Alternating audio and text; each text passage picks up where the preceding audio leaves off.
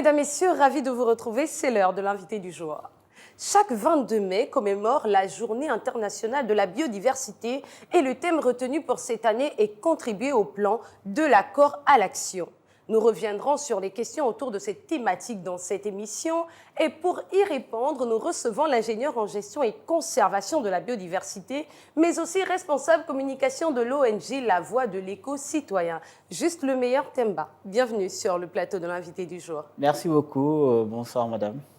Créée en 1993, les Nations Unies ont proclamé le 22 mai comme étant la Journée internationale de la biodiversité. Parlez-nous de l'importance de cette journée. Cette journée a une importance capitale parce qu'elle permet, c'est une journée de sensibilisation mais aussi d'éducation environnementale. Elle permet à chaque pays de prendre conscience de l'importance de la biodiversité qui est liée à la subsistance et l'existence de l'homme sur Terre. On entend par biodiversité l'ensemble des êtres vivants sur la Terre, c'est bien oui, cela? La biodiversité est l'ensemble des êtres vivants sur la Terre qui est catégorisé en trois groupes. Nous avons en trois classes. Nous avons la diversité spécifique, la diversité génétique et la diversité des écosystèmes. C'est tout cet ensemble qu'on appelle biodiversité. Mais suite à ces propos, quels sont alors les avantages de la préservation de la biodiversité? Déjà, il faut comprendre que la biodiversité ici a une importance capitale, comme je disais tantôt. Si nous nous soignons aujourd'hui, c'est grâce à la biodiversité. Si nous mangeons aujourd'hui, c'est grâce à la biodiversité. Donc aujourd'hui, la biodiversité a plusieurs avantages. Sur le plan écologique, c'est grâce à la biodiversité. Donc nos forêts qui permettent de lutter contre les réchauffements climatiques. Sur le plan économique, c'est cette biodiversité au travers des forêts qui crée de l'emploi. Dans le domaine pharmaceutique, vous savez que 80% des médicaments sont produits grâce aux plantes. Et oui. Sur le plan socio-économique, grâce à la biodiversité, des populations locales aujourd'hui trouvent du travail. Alors, contribuer au plan, je le disais tout à l'heure, c'est le thème de cette année, de l'action, de l'accord à l'action, c'est bien cela? Oui, de l'action, de l'accord à l'action, parce oui. qu'on va faire une petite genèse. Donc, en 92, lors du sommet de la Terre de Rio de Janeiro, nous avons eu la signature de la convention sur la diversité biologique, donc qui avait pour objectif la conservation de la biodiversité, l'utilisation durable des ressources biologiques, mais aussi le partage équitable des bénéfices découlant de la diversité biologique. Donc, on est passé de 92, après nous avons eu la première COP en 95, nous avons eu la COP 21 en 2015 et la COP 28 à Dubaï.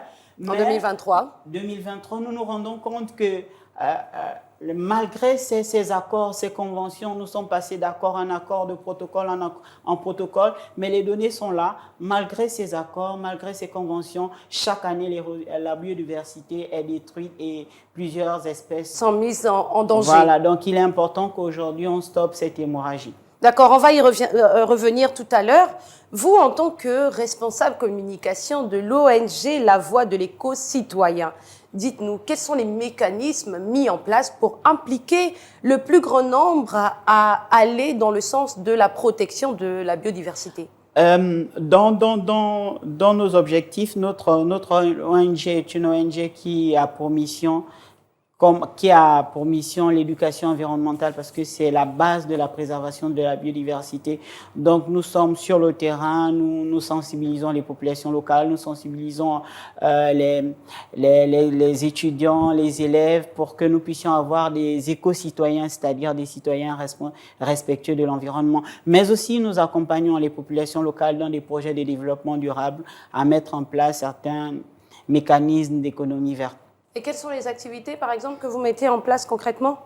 Avec certaines forêts communautaires, nous avons des programmes de formation des éco-guides, des programmes de développement d'écotourisme.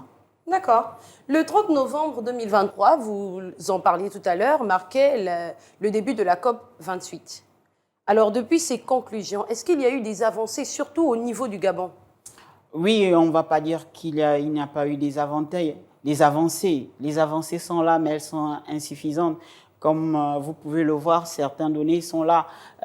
Nous avons un rapport de 2021 concernant, c'est un rapport publié par le ministère de l'Environnement. Nous avons perdu en 2021 70 hectares de mangroves. Nous connaissons l'importance des mangroves et c'est un habitat qui renferme une forte biodiversité. Et pour quelles raisons? Pour quelles raisons nous avons perdu autant? Pour des raisons de construction, donc déforestation pour la construction des habitats principalement. Et nous avons un autre rapport, celui toujours du ministère de l'Environnement, qui tirait la lettre sur l'érosion côtière au niveau du parc de Pongara, qui est, je veux vous dire, qui est l'un des parcs les plus riches du Gabon et qui possède la plus haute mangrove avec plus de 60 mètres de hauteur et qui, en son sein, détient une forte biodiversité. Donc, vous voyez, aujourd'hui, c'est de l'accord à l'action. Nous voulons que des actions fortes soient menées par le Gabon, soient posées pour freiner l'érosion côtière qui risque de faire disparaître la pointe des nids et dans 50 ans, nous retrouvons avec des réfugiés climatiques. Et ce sera une grande perte pour le Gabon? Une très grande perte. On entend très souvent aujourd'hui les expressions telles que réchauffement climatique ou encore dégradation des écosystèmes. Alors, est-ce que seuls les hommes sont responsables de cette destruction? On va dire non, mais l'homme est responsable à 80% avec les activités anthropiques.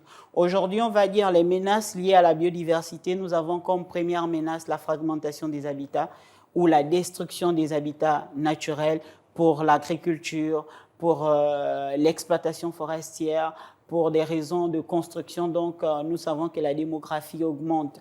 Première raison, première cause. Deuxième raison, nous avons la surexploitation de certaines ressources naturelles. Nous avons le cas du Gabon qui exploite à 80. Les exportations, 80% sont les exportations de locomé.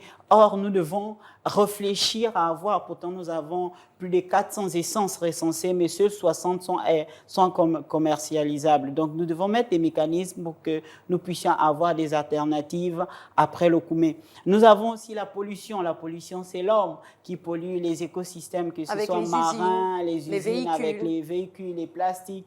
Nous avons aussi ce que l'on appelle les espèces invasives. Donc, le cas du Gabon, nous avons Westmania dans le parc de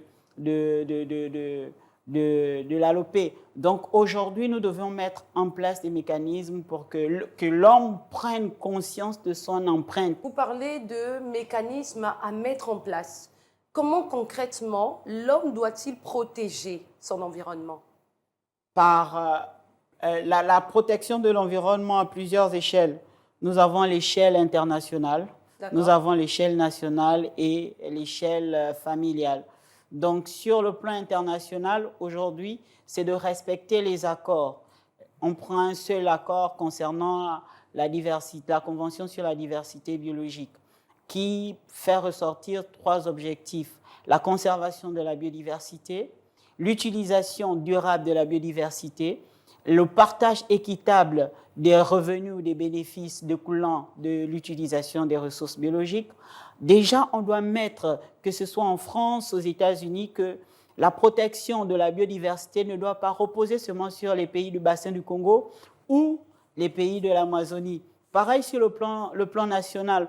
Aujourd'hui, nous avons créé les aires protégées, mais nous savons que les populations qui vivent en périphérie de ces aires protégées, il y a des villages qui sont vidés parce que les populations ne peuvent pas, les plantations sont dévastées, il y a l'insécurité alimentaire et surtout ils ont peur. Avec le conflit homme-faune, il faudrait vraiment le cas concret du Gabon. L'État doit mettre en place des mécanismes d'indemnisation, les mécanismes de résolution du conflit homme-faune. C'est vrai qu'il y a des mécanismes qui sont aujourd'hui mis en place comme les barrières électriques, mais nous devons réfléchir, financer la recherche et la formation pour voir d'autres mécanismes que les barrières électriques, si l'apiculture peut être une option d'atténuation du conflit homme-faune. Et l'autre mécanisme aussi aujourd'hui, il faudra que les populations locales bénéficient de la préservation de la biodiversité. Aujourd'hui, s'il n'y a pas cet impact de préservation, les populations locales ne verront pas l'intérêt de préserver cette biodiversité. Et malheureusement, On prend le cas de l'exploitation forestière aujourd'hui, qui est le deuxième poumon de l'économie gabonaise. Mais malheureusement, ce secteur n'est pas attrayant pour les jeunes Gabonais parce que les conditions de travail sont rudes et ce secteur crée plus d'emplois précaires que des emplois dignes de cela. Et en tant que responsable communication, quel est votre plaidoyer pour cette année concernant la protection de la biodiversité au Gabon? Pour cette année, juste dire, comme le thème le dit, de l'action, de l'accord à l'action, c'est un cri d'alarme parce que la préservation de la biodiversité est liée à l'existence de l'homme sur Terre. Si la biodiversité disparaît, c'est l'homme qui va disparaître. C'est dire aux gouvernants, au président de la République, au ministre de l'Environnement, au ministre des Eaux et Forêts, de mettre en place des mécanismes de financement de la recherche. Parce qu'une biodiversité que l'on ne connaît pas, nous ne pourrons pas protéger ce que nous ne connaissons pas. Nous ne pouvons pas valoriser ce que nous ne connaissons pas. Et connaissant le contexte actuel de chômage au Gabon, nous pensons que la biodiversité aujourd'hui est une source d'employabilité des jeunes Gabonais. Alors, nous refermons ce numéro dans quelques minutes. Peut-être revenir sur l'attitude à adopter concernant la préservation de l'environnement comme dernier mot. L'attitude à adopter, mon dernier mot, c'est avoir des réflexes, des éco-responsables, de savoir, d'impacter au minimum, de laisser, on va dire ça comment, au minimum d'empreinte sur la nature, simplement. C'est un plaisir de vous recevoir sur le plateau de l'invité du jour. Merci beaucoup, idem. Voilà, c'est sur cette note que se referme ce numéro de l'invité du jour.